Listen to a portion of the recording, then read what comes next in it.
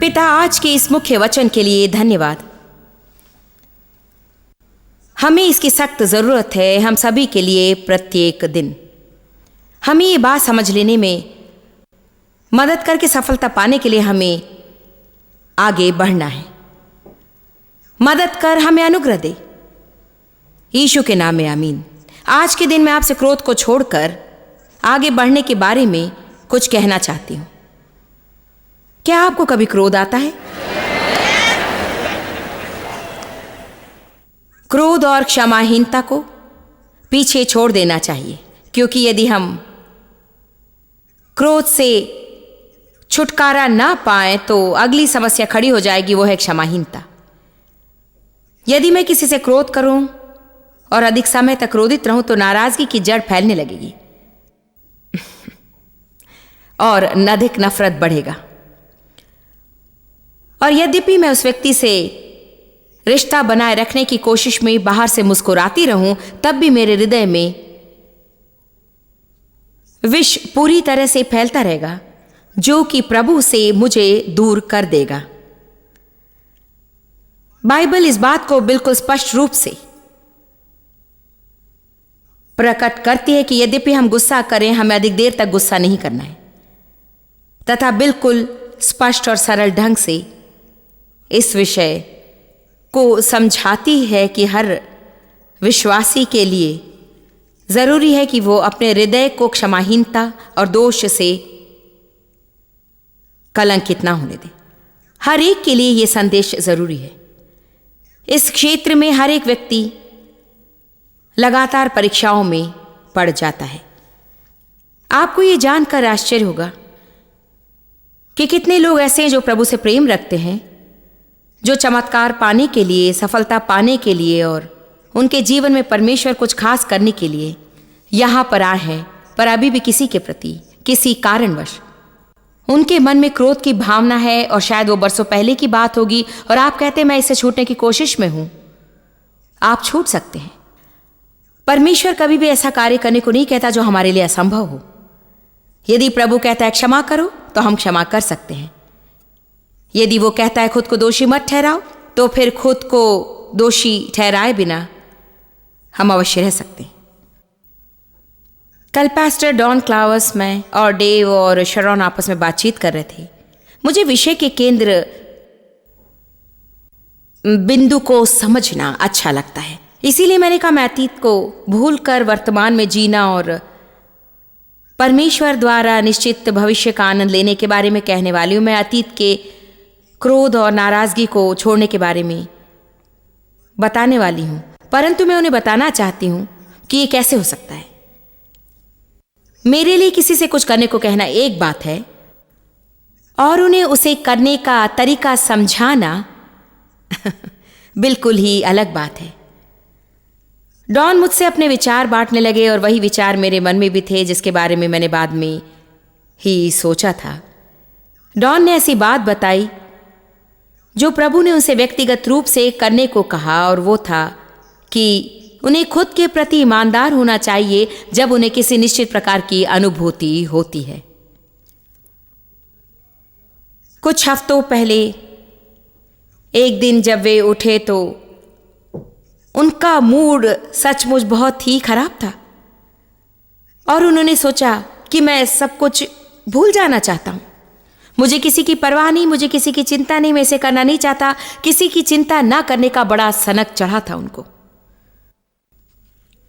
उन्होंने कहा कि वे उस उपदेश का अभ्यास करने लगे जो प्रभु ने उन्हें सिखाया, और खुद से पूछा कि अच्छा वास्तव में इसके पीछे क्या है। कम ऑन, आपको इस विषय को समझना ही है। अक्सर हम ऊपरी चीजों से ही निपटते रहते हैं, परंतु अंदर की गहराई में कोई बात होती है जो ऊपरी विषय को बढ़ावा देती है, और उस समय हम उस ऊपरी विषय से निपटने की कोशिश करते रहते हैं, परंतु उसके बाद कोई दूसरी गंदी भावना उभरने लगती है, शायद इससे कुछ अलग ढंग की, परंतु वास्तव में इसी जड़ से उगी हुई। गंदी जड़ सदा गंदे फल ही पैदा करेगी। मैंने अलग अलग संदर्भों में एक उदाहरण दिया है और आप सब ने इसका अनुभव किया होगा। आप रेफ्रिजरेटर के पास जाते, दरवाजा खोलते, कहते हैं कि ये बदबू कहां से आ रही है। खैर, कुछ लोग गवाही भी देते हुए कहते कि मेरा जीवन बहुत ही बदबूदार है। ऐसे समय में आपको वही करना होगा जो आप रेफ्रिजरेटर के लिए करेंगे। आप हर एक भाग को अलग करके देखिए कि बदबू कहाँ से आ रही है, और आपको यूं ही जरा सा डिओड्रेंट स्प्रे करके संतुष्ट नहीं हो जाना चाहिए, क्योंकि उससे बदबू दूर नहीं होने वाली। हमने अपनी जिंदगी में काफी डिओड्रेंट लगा लिया है।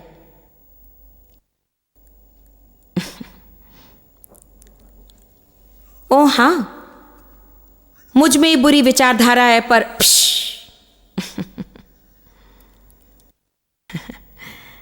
अपने ऊपर जरा सा सेंट लगा लो।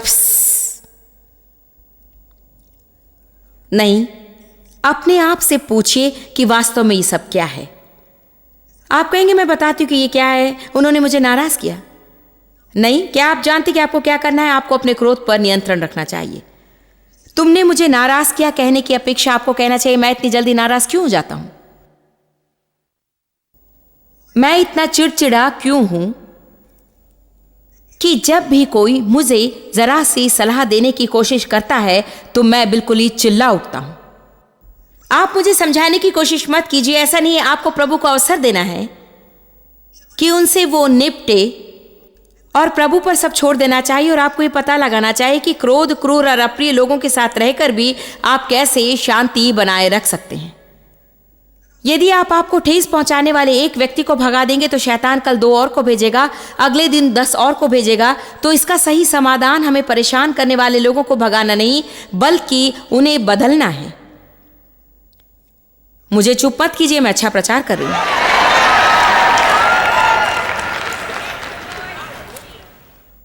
तो वास्तव में डॉन जो कह रहे थे वो निजी बात है, हमने अधिक विस्तार से चर्चा नहीं की, पर उन्होंने बताया कि जब उन्होंने खुद से पूछा कि वास्तव में बात क्या है तो वहां ठेस लगी थी।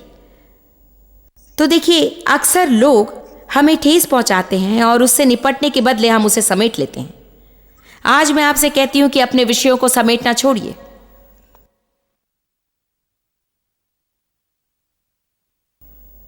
जिंदा गाड़ी गई भावनाएं कभी भी नहीं मरती।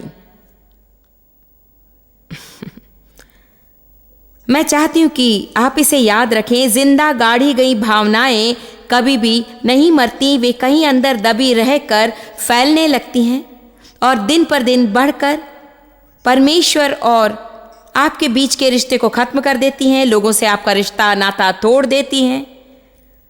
हमें इन चीज़ों से चिपके रहने की अपेक्षा उनसे निपटना चाहिए और ऐसा दिखावा नहीं करना चाहिए मानो हम ठीक है जबकि हम ठीक नहीं होते। हमें दिखावा करना बंद करना चाहिए। हमें खुद के प्रति ईमानदार होना चाहिए, क्योंकि यदि हम खुद के प्रति ईमानदार नहीं रहेंगे तो किसी और के प्रति ईमानदार नहीं रह सकेंगे। यदि आपको किसी के प्रति जलन की भावना है तो प्रभु से कहिए, प्रभु मैं जानती हूं कि मेरी ये भावना बहुत ही बदबूदार है, मैं उसकी बदबू को पूरी तरह से सूंघ सकती हूं और मैं ये जानना चाहती हूँ कि मुझ में ये जलन की समस्या क्यों है। प्रभु मैं जानना चाहती हूँ कि मेरे अंदर क्या है, मुझ में ये समस्या क्यों है। शायद प्रभु आपको सीधे बताएगा तुम असुरक्षित हो, तुम नहीं जानते हो कि मसीह में तुम कौन हो, तुम हमेशा दूसरों से अपनी तुलना करते हो। तुम्हें किसी से भी अपनी तुलना करने की आवश्यकता नहीं, क्योंकि मैं तुमसे प्रेम रखता हूँ और तुम्हारे लिए मेरी एक योजना है, इसीलिए सब कुछ मुझ पर छोड़ दो। आमीन। डेनिस, जब मैंने कहा कि तुम्हारी पोशाक को देखकर मुझे जलन हो रही, वो जलन नहीं था, सचमुच वो सुंदर है।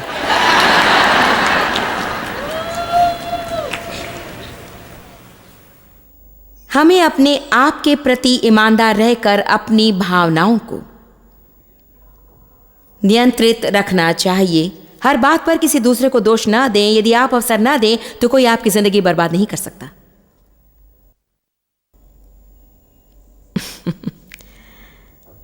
यहां बैठे लोगों को इसे सुनने की जरूरत है। यदि आप अवसर ना दें तो कोई आपकी जिंदगी बर्बाद नहीं कर सकता। मैं इसे अच्छी तरह से जानती हूं, क्योंकि दुखी लोग बस दूसरों को भी दुखी करना ही चाहते हैं। उनके लिए यही उचित सा लगता है। वे जानबूझकर कुछ नहीं करते, वे इतने दुखी होते हैं कि खुशी बर्दाश्त नहीं कर पाते, क्योंकि खुशी उनके दुख को छेड़ती है। बुरा मूड होने पर आप कभी नहीं चाहेंगे कि ऐसे किसी के साथ जा मिले जो आशा युक्त व्यक्तित्व का हो, जो कि दिन भर खुश रहकर मौज मस्ती करना चाहता हो। आप तो बस उसका गला घोट देंगे। आमीन। हालेलुया।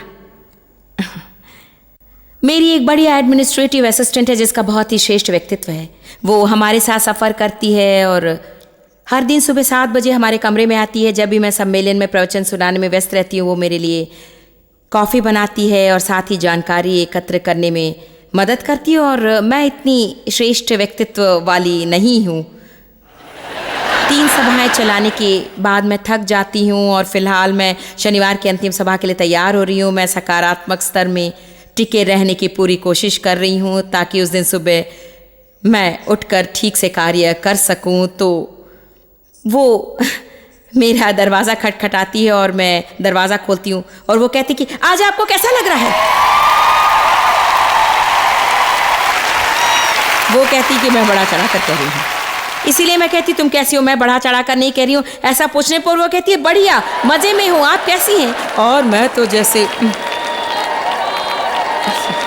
कभी कभी सोचती हूँ कोई भी सुबह सुबह इतना खुश नहीं रह सकता है, लेकिन मैं उसे बहुत ही खुश हूँ। प्रभु की स्तुति हो, समय समय पर मुझे उसकी ज़रूरत पड़ती है। पर क्या मैं सच कह रही हूँ, कभी कभी जब आपका दिमाग ठीक नहीं रहता और दूसरा कोई बहुत ही खुश दिखता है तो आप तो बस जैसे, यदि आप नकारात्मक होते हैं और कोई सकारात्मक व्यक्ति आपके पास आता है तो आप चिढ़ जाते हैं। यदि आप में अच्छी आदतें नहीं रहती और कोई आपके पास आता है जो विनम्र और चरित्रवान हो तो आपको अच्छा नहीं लगता। जब पॉल और रॉक्सन हमारे साथ रहा करते थे, 18 वर्ष हमारे घर पर रहते थे और जब हमारे बच्चे छोटे थे और हम यहाँ वहाँ जाते थे तो वे हमारी मदद करते थे। वे हमारे लिए आशीष स्वरूप थे और मैंने किसी और को नहीं देखा जो इनके तरह इतने सुचरित्र थे। मैंने किसी को नहीं देखा जो आपस में एक दूसरे से कृपया या धन्यवाद कहे बिना कोई काम ना कहते हों। मैं और डेव एक दूसरे को आदेश देते हैं। जब वे हमारे घर आकर ठहरने लगे, मैं सच बता रही हूँ, मैंने उनसे ये कहा, वे मुझे परेशान करते हैं। वे इतने नेक और इतने भद्र थे कि मैं उनसे तंग आ गई और बस कहती कि ओह कम ऑन, आप लोग तो बिल्कुल भी वास्तविक नहीं है। प्लीज क्या मेरे लिए पानी लाओगी? Thank you sweetheart. मैं कहती मुझे पानी दो, प्रभु की स्तुति हो।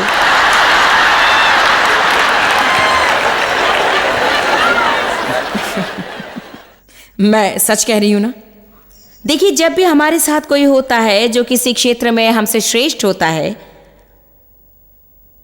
उनकी सद्भावना हमें अपने पाप का एहसास दिलाती है, लेकिन खुद से निपटने की अपेक्षा हम उनसे चिढ़ने लगते हैं। वे जिस ऊंचाई पर है, हमें वहां तक उठाने का अवसर उन्हें देने की बजाय हम जहां हैं वहां उन्हें घसीटना चाहते हैं। देखिए, बात यह है कि हमें दूसरों को दोष देना बंद करना चाहिए, चाहे जो भी हो। हमें अपनी भावनाओं और अपनी सोच पर नियंत्रण रखना चाहिए और जो जंगली अधर्मी विचार और भावनाएं हम में हैं, उसकी जिम्मेदारी खुद पर लेनी चाहिए। क्या आप जानते हैं कि हम दूसरों से कितनी चीज़ें छुपाते हैं? हम में से एक भी ऐसा नहीं है जो अपने मन को खुली पुस्तक रहने दे और सब कुछ प्रदर्शित करे। हालेलुया। हम हमेशा सोचते हैं, हे प्रभु, आज मुझे इसकी जरूरत नहीं है। बिल्कुल है, हाँ आपको है, आपको इसकी जरूरत है। मुझे लगता है कि अक्सर प्रभु हमें ऐसे लोगों से घेरे रहता है जिनका व्यवहार हमें अपने पापों का एहसास दिलाता है। ऐसा भी समय रहा है जब प्रभु के संग चलने के कारण मेरा व्यवहार दूसरों को उनके दोष का एहसास दिलाता है। और कई लोग ये विचार रखते हैं कि वे मुझे नहीं चाहते। इसमें मेरी गलती नहीं है, मैं खुद को बदल नहीं सकती क्योंकि मेरी उपस्थिति से उन्हें गलती का एहसास होता है। मैं चाहती हूं कि आप ईमानदार बनकर कहें, ठीक है, मैं आपको क्यों नहीं चाहती। शायद इसलिए कि आप कुछ विषयों में मुझसे श्रेष्ठ होंगे और आपकी उपस्थिति मुझे दोषी ठहराए और मैं अपनी जगह पर रहते हुए बुरा महसूस करूं। हमें ईमानदार होने की आवश्यकता है। हमें दर्द सहकर भी ईमानदार बने रहना है। यदि आप ईर्ष्यालु हैं तो प्रभु से कहिए, उसका कारण पूछिए। यदि आप क्रोधित हैं और आपको जल्दी गुस्सा आता है तो प्रभु से उसका कारण पूछिए। मैं फिर से यही कहूंगी कि इसकी जिम्मेदारी हम किसी और पर नहीं छोड़ सकते हैं और अपनी भावनाओं की जिम्मेदारी हमें खुद अपने ऊपर लेना चाहिए और उन्हें मनमानी करने का अवसर नहीं देना चाहिए। मेरी मानिए, अपनी खुशी के लिए संसार भर को बदलने की कोशिश करना व्यर्थ है। मैं जानती हूं कि मैं थक गई हूं और ये बिल्कुल सच है। हमारी समस्याएं हमें नहीं हराती हैं, उनके प्रति हमारी प्रतिक्रिया ही इसके जिम्मेदार है।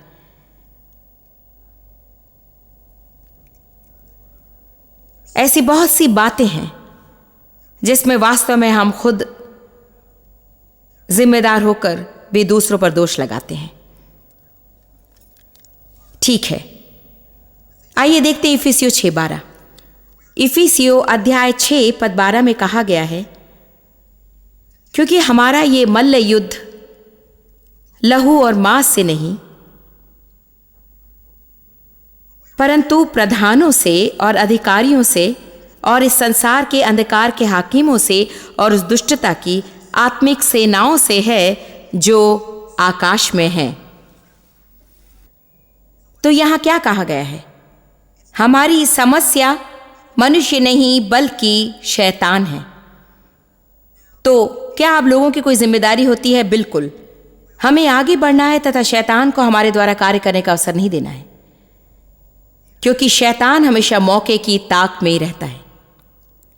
और आप में से अनेक इस वक्त मुझे बता सकेंगे, आप खड़े होकर बता सकते हैं कि आपके जीवन में ऐसे कमजोर व्यक्ति कौन है जिसके जरिए शैतान आप तक पहुंचने की कोशिश कर रहा है।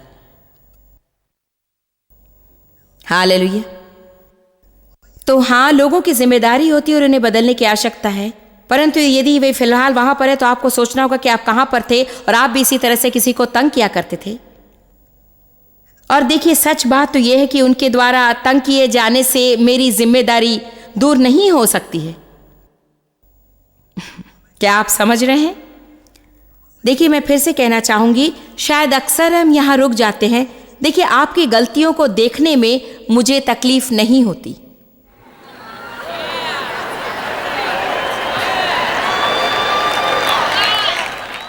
और जब तक मैं ये देखती रहूं कि मुझे दुखी करने के लिए आप क्या कर रहे हैं जो आपको नहीं करना चाहिए, तब तक मुझे कोई तकलीफ नहीं होगी। मुझे दबने की जरूरत नहीं।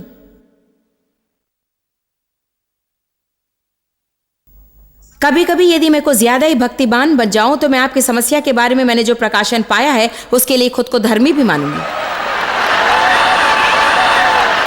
खास तौर से अभी जो मैं इतनी आत्मिक रूप से परिपक्व हूं कि हर एक की कमजोरियों को पहचान सकती हूं। हालेलुया। तकलीफ तब होने लगती है जब मैं इसके पीछे पड़ जाती हूं कि आप मेरे लिए क्या कर रहे हैं या मैं आपके बारे में क्या सोचती हूं, क्योंकि कई बार ये सब हमारे दिमाग में रहता है।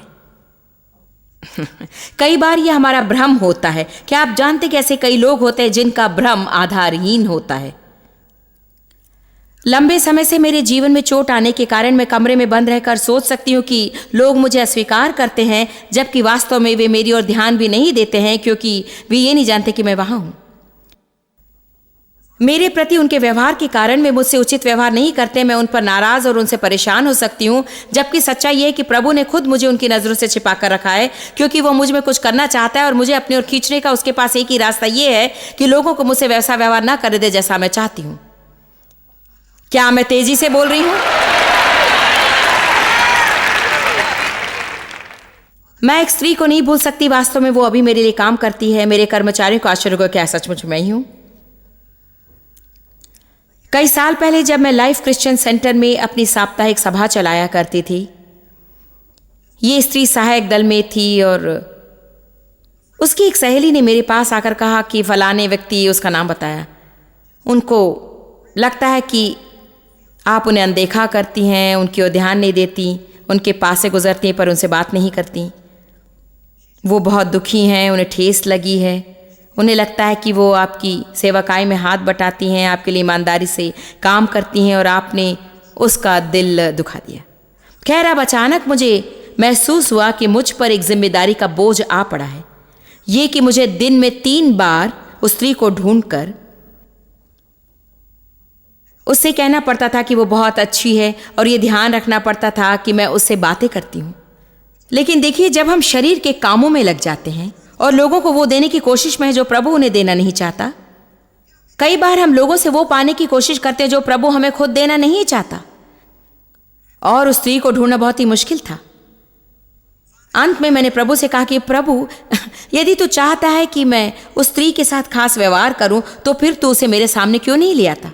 और प्रभु ने मुझसे कहा कि मैं नहीं चाहता कि तुम उसे देखो, मैं नहीं चाहता कि वो जो चाहते तुम उसे दो, क्योंकि उसकी एक समस्या है, तुम्हारी कोई समस्या नहीं, उसकी एक समस्या है। और यदि मैं तुम्हें उसकी इच्छा पूरी करने का अवसर दूं तो वो अपनी समस्या पर जय नहीं पाएगी, उसका समाधान नहीं ढूंढ पाएगी।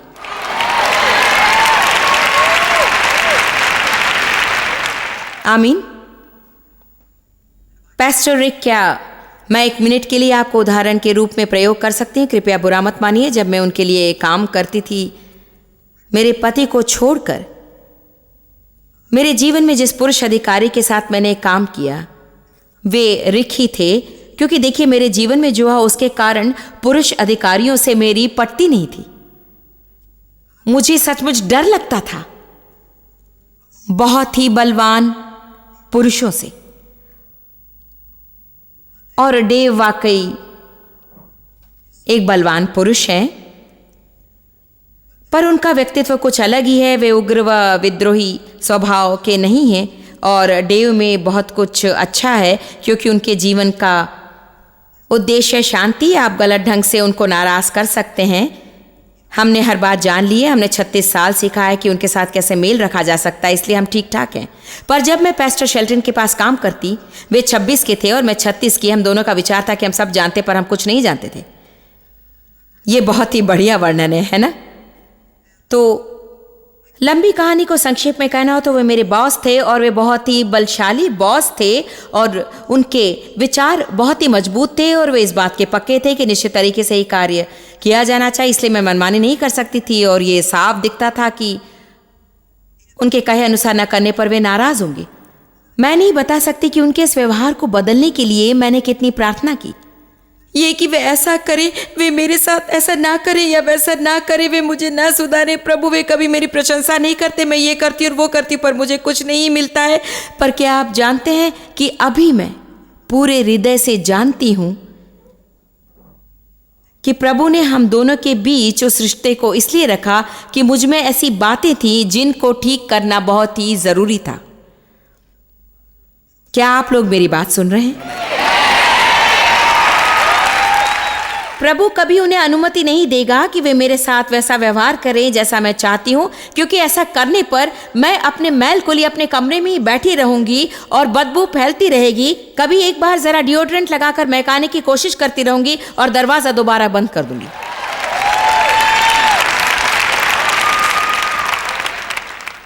मैं जो चाहती थी वो मुझे नहीं मिला, और अंत में रेफ्रिजरेटर की तरह मुझे सफाई करनी पड़ी। और मुझे कहना पड़ा कि मेरे जीवन में एक जड़ है जो फैलती ही जा रही है। उनके सामने एक तरीके से दिखती, उनकी पत्नी के सामने दूसरे तरीके से, मेरे पति के सामने दूसरे रूप में। उसका फल मेरे मित्रों के सामने कुछ अलग रूप में दिखने लगा। हमें ये सोचना बंद करना चाहिए कि हमें दूसरों को सुधारना चाहिए ताकि वे हमें पूरी तरह से खुश कर सकें, और हमें अपनी अनुभूतियों और अपनी भावनाओं पर नियंत्रण रखकर जिम्मेदारी अपने ऊपर लेनी चाहिए।